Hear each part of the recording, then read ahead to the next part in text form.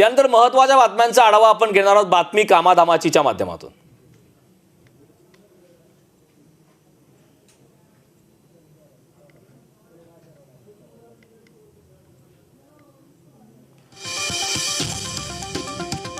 गरजेच्या वेळी आपण मागचा पुढचा विचार न करता कर्ज घेतो आणि अलगद अडकतो। त्यानंतर जे होते ते फार मनस्ताप देणारे असते। अनेक कंपन्या, वित्तीय संस्था आणि बँकांनी अँड्रॉइड ॲपच्या माध्यमातून सुलभ कर्ज पुरवठा करण्यात येतो। ॲपच्या माध्यमातून तुम्ही सहजरित्या कर्ज मिळवू शकता। तेव्हा भारतीय रिझर्व्ह बँकेने सावध राहण्याचा सल्ला दिलाय।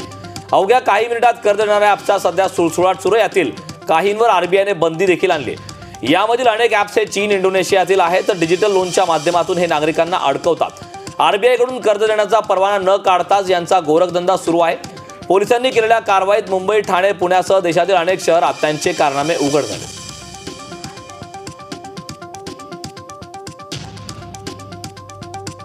आजकाल चॅटजीपीटीची मोठी क्रेज पाहायला मिळते। या परिस्थितीचा फायदा घेत फेक चॅटजीपीटी ॲप्सचा वापर करून लोकांची फसवणूक केली जाते। हे नकली ॲप सुरू केल्यानंतर त्यातील सिस्टीम लोकांना त्यांची खासगी माहिती विचारते। याचा वापर करून वापरकर्त्यांच्या बँक खात्यातील पैसे काढले जातात। गुगलसह अन्य प्ले स्टोअरमध्ये चॅट बॉट ॲप शोधत असाल तर त्याचे डेव्हलपर्स कोण आहेत हे नीट तपासून घ्या। चॅटजीपीटी ॲप असल्याचा दावा करणाऱ्या ॲप्सचे युजर रिव्ह्यू नीट वाचून घ्यावेत। टॉप रिव्ह्यू पाहून तुम्ही खात्री करून घेऊ शकता, पण काही वेळेस हे रिव्ह्यू देखील ॲपप्रमाणे खोटे असतात, त्यामुळे सर्व रिव्ह्यू तपासावेत। प्ले स्टोअरवर चॅटजीपीटी किंवा GPT-4 असल्याचा दावा करणाऱ्या बनावट ॲप्सवर एका वापरानंतर लगेच सबस्क्रिप्शन घेण्यास सांगितलं जातं। सबस्क्रिप्शन घेतात ॲपच्या सिस्टीमद्वारे बँकेशी संबंधित माहिती मिळून फसवणूक केली जाते। सर्वात जास्त वापरलं जाणारं मेसेजिंग ॲप हे व्हॉट्सॲप कडून मोठी घोषणा आता करण्यात आली। युजरने सेंड केलेला मेसेज काही वेळाच्या मर्यादेत एडिट करता येणार आहे। मेट्रो सीईओ मार्क झुकरबर्ग यांनी ही घोषणा केली असून यासंबंधी एक फेसबुक पोस्ट देखील त्यांनी केली। त्यामुळे त्यांनी व्हॉट्सॲपवर पाठवलेला मेसेज युजर एडिट करू शकेल असं देखील म्हटलंय। मार्क झुकरबर्ग यांनी पोस्टमध्ये म्हटलंय की व्हॉट्सॲपवर पाठवलेला मेसेज 15 मिनिटांच्या मर्यादेत एडिट करता येईल।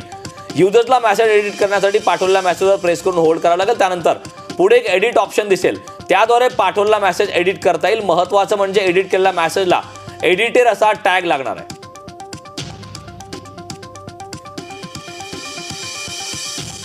LIC सेवा व्हॉट्सॲपवर वापरण्यासाठी व्हॉट्सॲप ॲप्लिकेशनद्वारे 8976862090 या क्रमांकावर पाठवा। त्यानंतर तुम्हाला निवडण्यासाठी 11 पर्याय मिळतील। उदाहरणार्थ, तुमचा पुढील LIC पॉलिसी प्रीमियम कधी देय आहे, तुम्हाला किती प्रीमियम भरावा लागेल हे जाणून घ्यायचे असल्यास 1 पाठवा। अशा पद्धतीने व्हॉट्सॲपवर LIC पॉलिसी सेवा मिळवता येणार आहे। तुम्ही देखील LIC पॉलिसी सरेंडर करण्याचा विचार करत असाल तर ही माहिती अवश्य जाणून घ्या। LIC पॉलिसी मध्यभागी संपुष्टात आणणे याला पॉलिसी सरेंडर करणे म्हणतात। तुम्ही किमान 3 वर्षांनंतरच LICची पॉलिसी सरेंडर करू शकता। पॉलिसी सरेंडर केल्यावर तुम्हाला LICच्या नियमानुसार सरेंडर व्हॅल्यू मिळते। जर तुम्ही 3 वर्षांपूर्वी पॉलिसी सरेंडर केली तर तुम्हाला पैसे मिळणार नाहीत। कोरोनानंतर LICच्या जीवन विमा पॉलिसीच्या सरेंडर दरात वाढ झाली। एका मीडिया रिपोर्टनुसार 2020-21 मध्ये पॉलिसीच्या सरेंडरचा दर पूर्वीच्या तुलनेत दुप्पट झाला।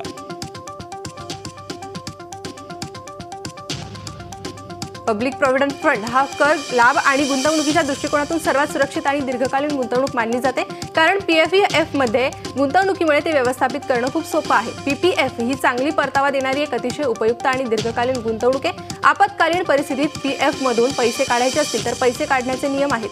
म्हणजेच सरकारनं गुंतवणूकदाराला हा अधिकार दिलाय की गुंतवणूकदार वेगवेगळ्या परिस्थितीच्या आधारे निश्चित केलेल्या मर्यादेपर्यंत पैसे काढू शकतो।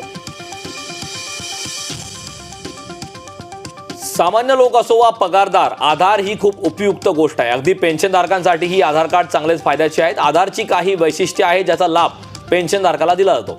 जर तुमचे EPF खाते आधारची लिंक असेल तर PF सेटलमेंट लवकर होते। या दिशेने PFOने अनेक पावले उचललेत, जेणेकरून पेन्शनधारकाचे EPF खाते त्यांच्या आधार कार्डशी लिंक करता येते। तुमचे कोणतेही पेन्शन खाते असल्यास ते आधारशी लिंक केलं जाईल। हे बंधनकारक नसले तरी पेन्शन खाते आणि आधार लिंक असल्यास पडताळणी करणं सोपं होतं। आधारशी जोडलेली जीवन प्रमाण सेवा सुरू केल्यामुळे आधारने हे काम सोपं केलंय। या सेवेच्या मदतीने पेन्शनधारक डिजिटल जीवन प्रमाणपत्र ऑनलाईन तयार करू शकतात। हे बायोमेट्रिकच्या आधारावर बनवले आहे आणि ते केंद्रीय आणि राज्य कर्मचाऱ्यांसाठी आहे। म्युच्युअल फंड हा गुंतवणूक सर्वात सुरक्षित पर्यायांपैकी एक मानला जातो, ज्यामध्ये गुंतवणूकदारांना मोठा परतावा मिळतो। 3 वर्षांच्या कालावधीतील परताव्याच्या आधारावर काही सर्वोत्तम फ्लेक्सी कॅप म्युच्युअल फंड ते जाणून घेऊयात। फ्लेक्सी कॅप फंड 2013 मध्ये हा निधी सुरू करण्यात आला। PGIM India flexi cap fund हा निधी 2015 मध्ये सुरू करण्यात आला होता।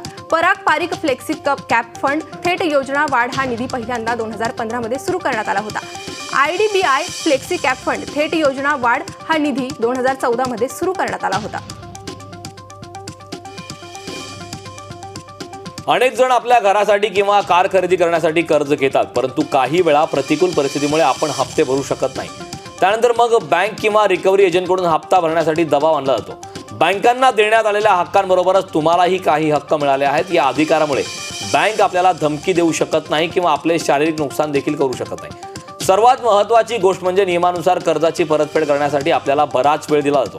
प्रथम बँकेकडून आपल्याला बऱ्याच नोटिसा बजावल्या जातात आणि कर्ज वसुली एजंट तुम्हाला कर्ज परत करण्यासाठी वेळही देईल. प्रथम आपल्याला अनेक नोटिसा बजावल्या जातात आणि नंतर आपली मालमत्ता विक्री करण्यापूर्वी 30 दिवस अगोदर सार्वजनिक नोटीस देखील दिली जाते. तुम्ही रेकरिंग डिपॉझिटमध्ये गुंतवणूक करण्याचा विचार करत असाल तर तुम्ही आता गुंतवणूक केल्यास जास्त व्याजासह रिटर्न मिळू शकेल. सध्या केवळ फिक्स डिपॉझिट नाही तर आरडीचे व्याज दरही गेल्या वर्षीपेक्षा वाढले आहेत. प्रायव्हेट सेक्टरची डीसीबी बँक 5 वर्षांच्या रेकरिंग डिपॉझिटवर 7.6% व्याज देत आहे. हा दर 2 कोटी रुपयांपेक्षा कमी आरडीवर उपलब्ध असेल. सूर्योदय स्मॉल फायनान्स बँक 5 ते 10 वर्षांच्या रेकरिंग डिपॉझिटवर 7.25% व्याज देत आहे. उज्जीवन स्मॉल फायनान्स बँक 36 ते 60 महिन्यांच्या रेकरिंग डिपॉझिटवर 7.2% व्याज देते. ड्यूश बँक आपल्या ग्राहकांना 5 वर्षाच्या आवर्ती ठेवींवर 7.25% व्याज देत आहे. इंड बँक 61 महिने आणि त्याहून अधिक कालावधीच्या रेकरिंग डिपॉझिटवर 7% व्याज देत आहे. ज्येष्ठ नागरिकांना 0.50% एक्स्ट्रा व्याज मिळत आहे. ॲक्सिस बँक 5 वर्षांच्या आरडीवर 7% व्याज देते. HDFC बँक 5 वर्षांच्या आरडीवर 7% व्याज देत आहे.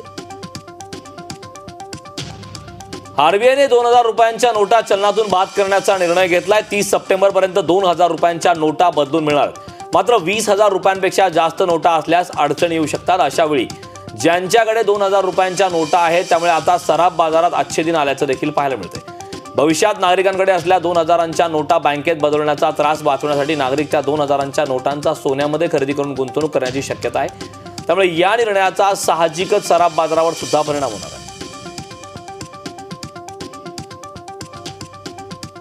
जगातील अनेक देश आपल्या नागरिकांना एकापेक्षा जास्त देशांचे नागरिकत्व धारण करण्याचे अधिकार देतात. जरी भारतीय राज्यघटना तुम्हाला दुहेरी नागरिकत्वाची परवानगी देत नाही, तथापि 2005 पासून देशात अशी सुविधा सुरू झाली आहे जी भारतीय लोकांना दुहेरी नागरिकत्वाशी संबंधित अनेक फायदे देते.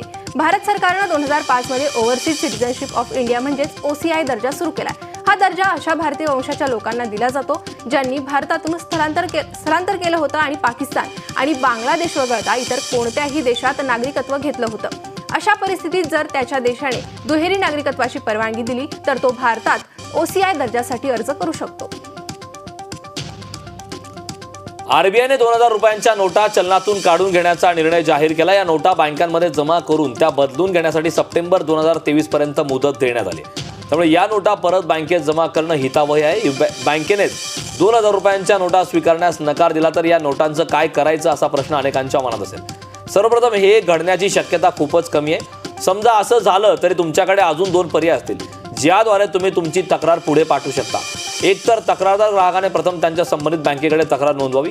ग्राहकाने तक्रार नोंदवल्यानंतर संबंधित बँकेने त्याला 30 दिवसांच्या आत उत्तर देणं बंधनकारक आहे.